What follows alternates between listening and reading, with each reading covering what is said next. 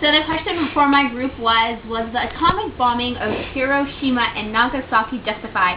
And I believe that it was personally justified for two of the reasons out of many. One, I think it was justified because it was the best way to get Japan to surrender, and getting Japan to surrender was now becoming a big deal because the Allied power offered the Potsdam Conference, which basically said that the war would not end until Japan surrendered, and by this time the war needed to end.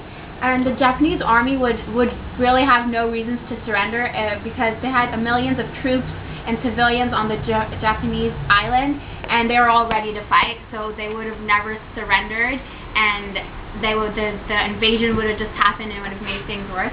And the other reason that it was justified, because if the invasion did happening, there would probably be way more lives taken during the invasion.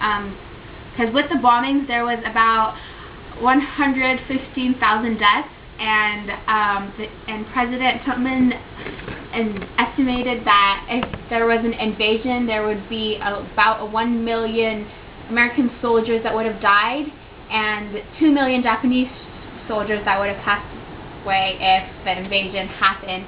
And that atomic bombing was the smallest amount of American and Japanese lives that were taken, so technically it made sense to do the atomic bombing. And even though it sounds pretty bad, it prevented a lot more violence, and if the invasion happened, the war, who knows how long the war would have lasted. It could have lasted for another 2 to 3 years. So the bombings was the best way to end it, and it didn't take a lot of lives as much as it would the invasion, and